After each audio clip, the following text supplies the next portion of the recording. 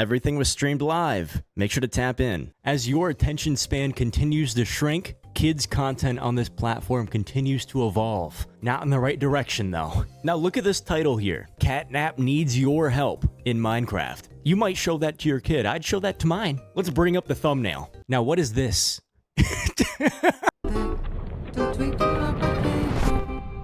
If I asked you what your favorite childhood Minecraft YouTubers were, what would you say? Okay, all right, good question. What would I say? I didn't really grow up watching Minecraft. What did I grow up watching? Like COD Zombies, GTA 5 Racing? Oh god, the classic. Back when Quebble Cop was actually, quebbling and not copping, he used to have some banger GTA 5 races, and I used to watch every single one after I got home from school. That was some good times, but now, yeah, what happened? If you were like me, it might have been people like Stampy, DanTDM, and popular MMOs. A bit older, and perhaps you watch channels like Vanoss Gaming, the Vanoss, yep. PewDiePie. A bit younger, and maybe you watch newer generation YouTubers like Dreamer Technoblade. Regardless, there has always been one common trait. I forgot that Dream even existed for a second. I know that's a crazy thing to say because he's like one of the biggest Minecraft people out there, but I forgot he even posted. I look up his channel the other day just to see if anything updated, and it looks like he posted but 2 weeks ago. And I'm just hearing of this, and I'm just seeing of that. Technoblade is goated, though. And that's a genuine passion for the content Bed Wars streams back in the Whereas day. I would argue that the same can't be said for what family-friendly Minecraft content looks like today. Over the last couple years, it's become almost a trend in the Minecraft community for YouTubers with dying channels to abandon their audience and switch to making cookie-cutter, generic Minecraft videos aimed towards the YouTube. Oh god, if you want to see more of that, go to the YouTube trending tab. When I'm trying to look at different ideas and see what people are doing, guaranteed top 15 videos on YouTube right now. It's one of those. Going to the bakery as a cat in Minecraft. Kids app, due to the extremely high amounts of money one can make while putting in way less effort than the stuff they were making before. Have an inactive YouTube channel or simply don't like the kind of content you're making anymore? Well, no problem. Just start uploading Minecraft mob battle videos and get tens of thousands of dollars a month. The biggest and most well-known example of this is with the channels Cash and Nico. Both of them had respectable, decent-sized channels in the Hypixel niche, uploading very God, yeah, I was gonna say, I think I used to watch Technoblade back in the day, and I think he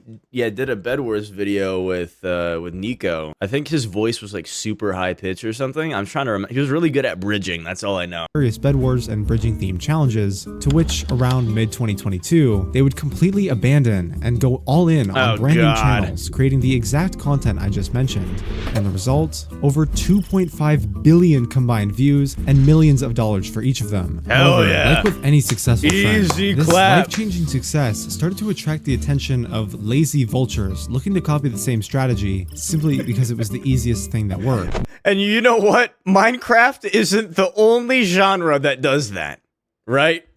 The second contender, it's almost like eye to eye with Minecraft is Roblox. You get the same exact type of content, but with Roblox. I think Roblox was doing it before Minecraft. One thing Cash and Nico were aware of, however, was just how massive this niche was. In a census done back in 2021, the United States government discovered that around 75% of households with children under the age of 5 owned some sort of tablet for their kids. A lot of parents rely on these devices to keep their child entertained as an easy way of babysitting, oftentimes resorting to apps like YouTube Kids to let them sit and watch hours of content unsupervised under the guise that it's a I always make sure little Jimmy's screen time is over 5 hours a day.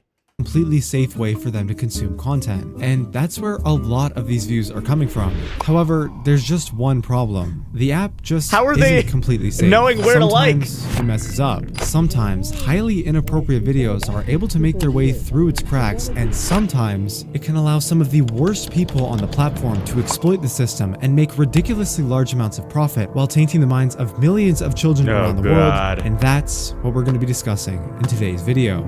Join me, because we're going down the rabbit hole. Oh no, it only goes deeper. It only goes deeper. Today's video is sponsored by Opera GX. W ad. Man, they took like half of his video. The success of Cash and Nico inspired many individuals to pursue family-friendly Minecraft content purely for the massive financial gain. However, as more and more creators began to hop on the bandwagon, it became harder and harder to find success in the niche due to how saturated. And they have so simple names. Is anyone noticing that too? Corey, Cash, Kobe, Eli, Ohms. It was becoming. And such, certain individuals. Then you see my name up there. Oh God! Allowed on the platform just to get an Okay, all right. If I ever make that type of content in the future, please do me a favor. Let me know in the comments and then unsubscribe or hit the dislike button. Okay. On their competition. I think the YouTube channel Zay Please demonstrates this perfectly. Tell me why a simple video of them playing Minecraft with Spider-Man needs to have these weirdly suggestive characters on the thumb. Hey, yo! Honestly, I'd probably do something like that, bro. I've been so tempted to, like, just mod up Minecraft in the wackiest way possible, but, like, make it still watchable.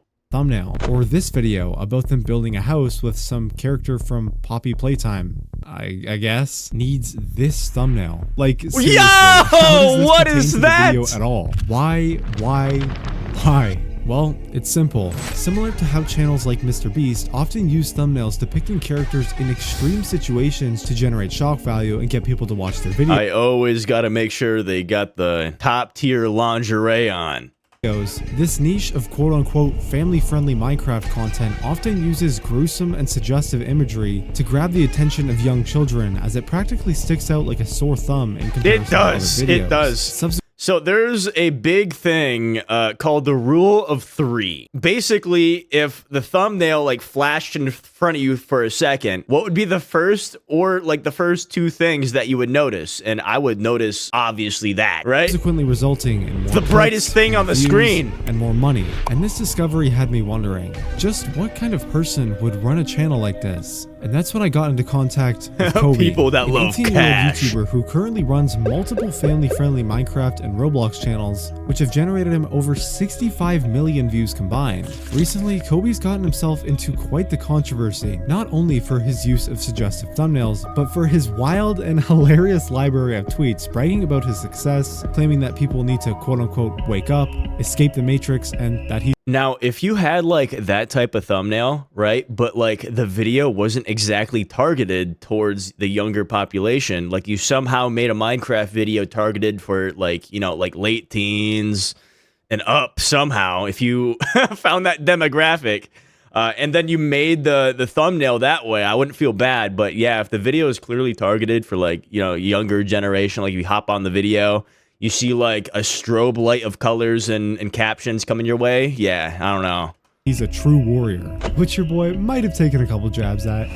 Sorry, Kobe. A little after this drama had fizzled out, I decided to reach out to Kobe, requesting an interview in hopes of better understanding the mindset he ain't doing that behind these channels. He ain't and doing to my that. surprise, he actually agreed. Oh, what? Why don't you go ahead and tell the viewers a bit about yourself?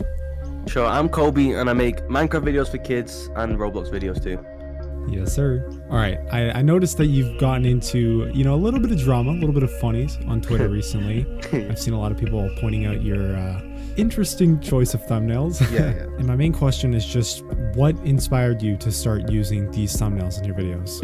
Well, in reality, I just saw other channels getting views with these thumbnails, so I thought, if YouTube's rewarding it, I'm going to do it, and don't hate the player, hate the game type of thing. True. And I don't ever cross the line. Don't hate the player, hate the game. I think... Oh God, I think Mr. Beast actually said that in a interview.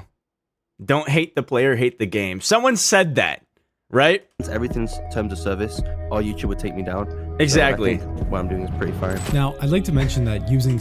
It's kind of like, there's this business idea that I thought. It's kind of like the idea of selling needles to people who need needles, right? If you know what I mean. Yeah, I mean, it's technically ethical. You're giving them something clean so they're not spreading disease, but at the same time, you're fueling the issue. That's kind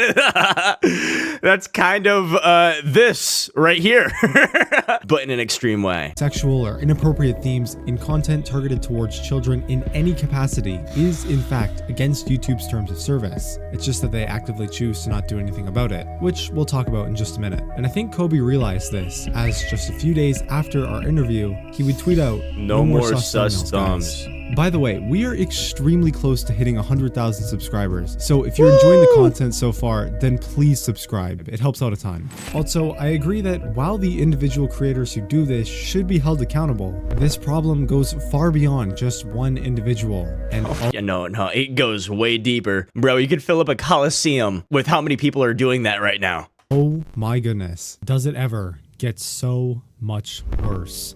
Now, for some of you, this topic may seem a little familiar. Around a year ago, a YouTuber named Viper uploaded a really good video talking about the same issue. In this video, he focuses on one specific subgenre of these channels, which revolve around impersonating real family-friendly YouTubers such as Cash and Nico, for example. These channels are specifically evil due to the fact that they use these well-known characters. What is that? Okay, to not only alright. trick the YouTube algorithm into recommending them alongside actual What kind of Cash and video Nico is videos, that? but to also trick unsuspecting children into thinking they're simply just other videos from their favorite creators. Where most of the channels I previously mentioned really only cross the line. Nah, let's take a second and look at these thummies here. Should I do like a 20v1 freak edition, but Minecraft? With their thumbnails and are relatively harmless otherwise. These impersonation channels actively use their content to promote all sorts of Giving birth to baby? disturbing things to their audience, such as acts of severe gore and violence, torture. I knocked you out and tied you up. You shouldn't have bullied me. I'll take a bonfire and put it next to you. What is that? You're going to be very hot, and no one will find you in this cave. And even sexual assault and rape. I'll kiss you. You're so helpless on this chain, and you can't resist me. No! Don't do it! All to the You know, some people would pay for that. audience without any punishment whatsoever.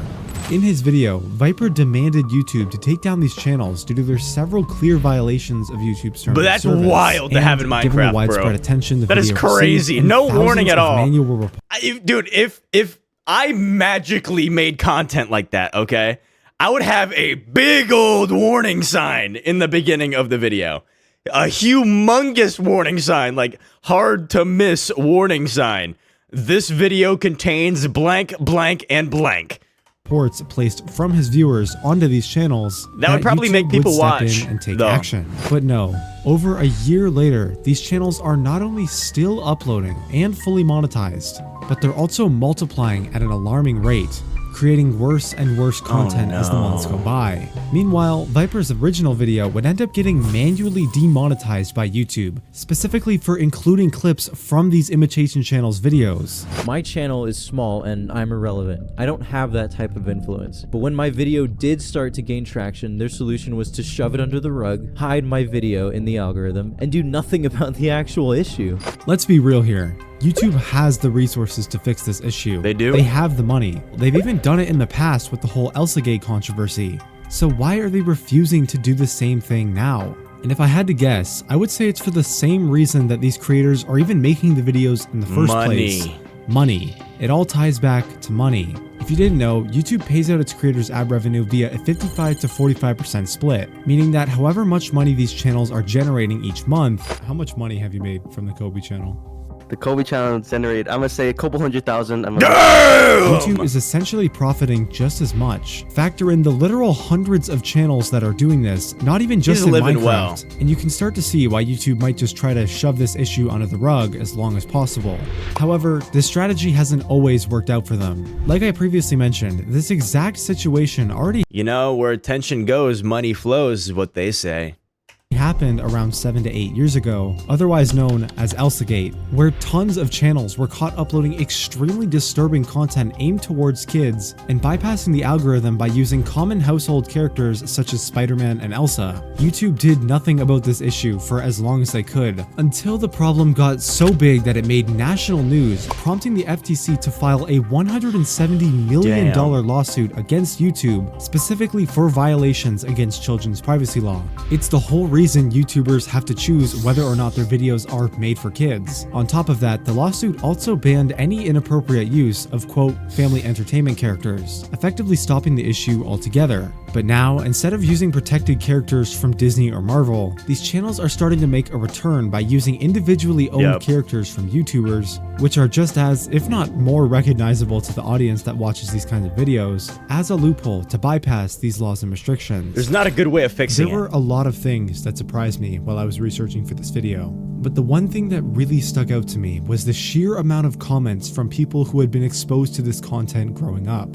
Multiple studies have proven that children ages 0 to 8, the primary target audience of both YouTube Kids and these channels, are in the most formative years of their life. Everything they do, learn, and consume in these years play a huge part into shaping the type of person they'll be for the rest of their lives. Which is why exposure. Have you seen the videos of like the elementary school teachers and middle school teachers that commonly post about their kids in their classrooms not being able to read or write out their name in 5th grade? That's actually the craziest one. Exposure to violent and suggestive media at such a young age has been proven to create lasting trauma and serious damage to the development of the brain. These problems are. There was a video that I saw of like modern day 11-year-olds going to like a school dance, and oh my God. I'm glad I had a happy childhood and I wasn't influenced by anyone. I'm glad. I'm very thankful for my upbringing, because that was crazy. They all had like full-on suits on, club dresses, just like, it's actually insane. Going to a school dance at 11 years old. If you know, you know. Are echoed throughout the victims I found, with some people saying it severely affected their mental health, and some saying that their addiction to this content later manifested into more serious addictions such as gore and pornography. Not to mention the fact that these actions are done by characters that the child is most likely already familiar with and trusted, which then makes an impact on the reputations of the original channels behind it. If we go back to Viper's video, that's the main one you see on the trending tab, the Amfu or whatever. DMs from so many angry parents because their kids are coming across these, and whenever I come to YouTube, all I'm told to do is just report the videos, which literally does nothing. These channels find every way to dodge themselves getting taken down and actually, hold on. Let me show you real quick. All right, this is what we got going, boys. Let's scroll down a little bit. What do we got? It's that channel, the Amfmu. If we scroll down a little bit, these are just like standard Minecraft people. Not all of them are bad. Not all of them. Since anyone can upload on this platform, we're just going to keep seeing these weirdo clones. I was originally going to end this video with some sort of call to action. You know, go to as many of these channels as you can and report them. Maybe we can get them banned. But at this point, I'd be pretty shocked if it actually made any difference. It doesn't. YouTube does not care about this issue. And as long as it continues to make them money, these channels and all of their disgusting content will likely... Like, if you think about it, the dude, out of his entire channel, he made a couple 100,000. If you think on what YouTube made, they probably made a cool $1 million to $1.5 million just off of that one channel, which is crazy to think about. It's basically giving them free money for doing nothing. Remain up for millions more children to become exposed to. If you're somehow a parent or sibling of someone who might be at risk of this content, my best advice would be to simply monitor what they're watching online. And if that's too hard, just delete the app entirely and let them watch like Arthur or something. I don't know. Does Arthur even exist anymore? That's a good question. All right. Thanks for watching. Good video. Please subscribe. I'm already subbed. Let's give that baby a fat like.